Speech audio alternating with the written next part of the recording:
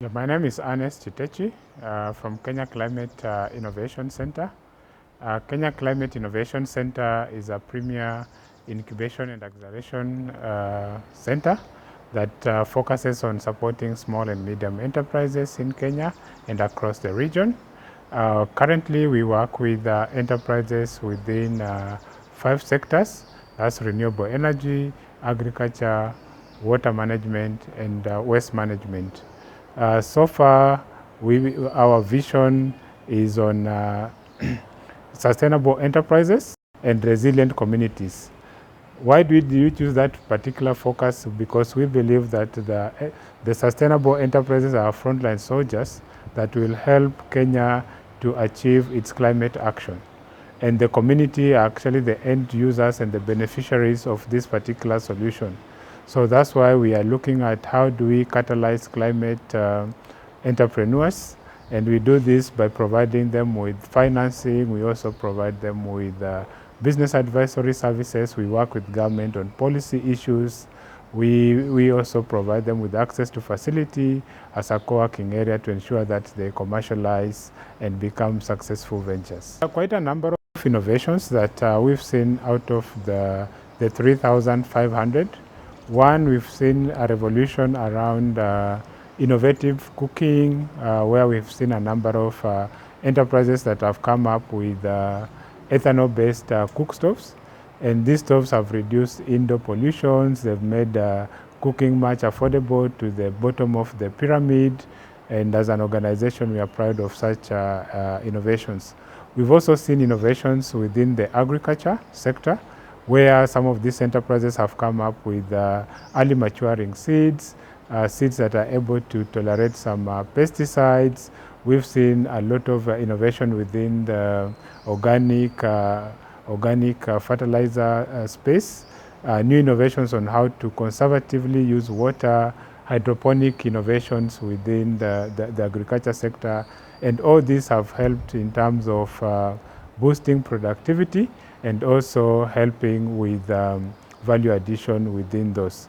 Some of those other solutions we've seen around waste management that is promoting a circularity economy, where we are trying to move Kenya from a linear economy where you just subtract material from the environment and then you end up dumping it, where now we can do recycling and prolonging the long use of these particular resources within our communities.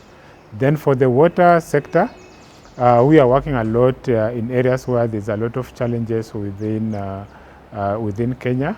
We've seen innovations where people are able to harvest rainwater for use in agriculture and also for household use.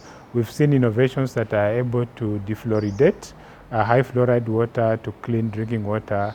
And this has also improved health outcomes, where now you don't see many of those young children which used to have brown teeth because of fluoride, because now there are innovations that can defluoridate that. Then on commercial forestry, as an organization, we are supporting the government to achieve the 10% tree cover.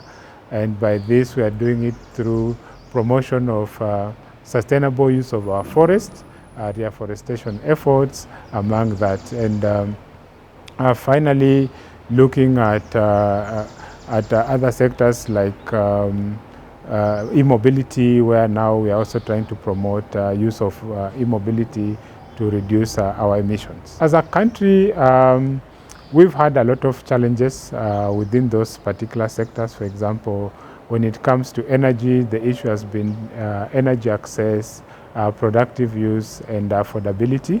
And those are some of the challenges that we are trying to resolve.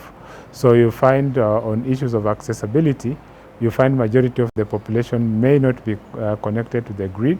So we are trying to promote off-grid solutions, also ensuring that there is affordability in terms of coming up with solutions that are affordable to the community. And then now for the productive use, where energy is not just produced but is being used productively, whether it is in agriculture, small businesses, then this way, then that's the only way we can enhance our economic growth. When it comes to agriculture, we are looking at how do we innovatively increase our yield. And because our population is growing, our land mass still remains the same. So we need innovations that would actually help us as a country increase our productivity to be able to feed our country with actually proper meals and nutritious meals. So that's one of the other things we are resolving. So for water, Kenya is a water scarce country. Almost half of it is semi-arid, and we need water that can be used both for domestic use and also for industry. So if as we support these enterprises to come up with these particular solutions, they are meant to ensure that there's adequate water for domestic and commercial use. Then we are looking at commercial forestry. Most of our country, actually, we don't have a 10% tree cover, and that's actually the one that is recommended. So with that, we're seeing ourselves, some of our rivers drying because we don't have proper catchment areas. The trees that are supposed to give us the oxygen that we breathe are also minimal. So we are trying to promote the sustainable use of forests through reforestation, sustainable harvesting of forest, among others. And also finally, as a country, we've been using this linear model where we produce and end up dumping, and this has brought a lot of challenges within the country with waste management. And that's why then now we are promoting a circular economy, where then waste becomes a raw material for another industry, and this way then we are able to resolve a lot of the waste that end up either in our rivers or oceans, and then also we give a longer shelf life to the resources that we have as a country in terms of recycling. Institutions of learning are actually the source of innovations, since they do a lot of research, do a lot of these innovations, some of these innovations then need to be commercialized. And this can only be done if there's a closer working relationship between the learning institutions and institutions like ours who are trying to incubate such innovations.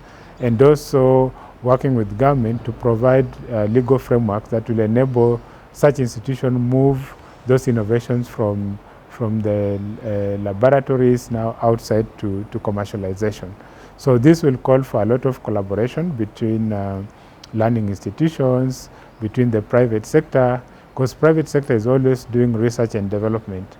And this research and development can actually be carried out by our learning institution, and the solution developed from those institutions then are passed on to private sector for implementation.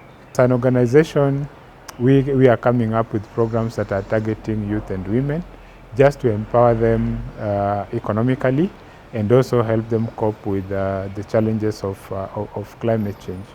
The bigger challenge to that is access to productive resources, mainly land that is owned by men.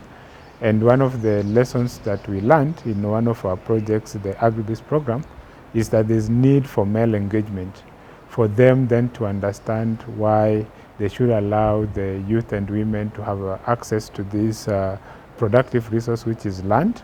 In one way, it will help youth solve their employment challenges, but two, also it will empower the women, who will then contribute more income to the household and thereby uplifting the living standard of the house. In terms of legislation and policy, I think Kenya is far much ahead of many countries when it comes to policies around the environment and also policies around business. But there's more that still can be done. So as an organization, we understand that innovation is always ahead of policy. And we are always in constant collaboration with the government, both national and county, to ensure that they're actually providing enabling environment that will ensure that the innovations that are coming out through these small and medium enterprises, they're actually anchored on right policy framework. They are able to achieve particular standards to make them safe for deployment within the community. And that's what we'll always urge government to collaborate with organizations like ourselves and the private sector. There's always opportunity within the climate entrepreneurship, and we'll ask as many young people and everyone else to collaborate with us and be able to support this growing sector, because we see it as the new frontier for employment creation.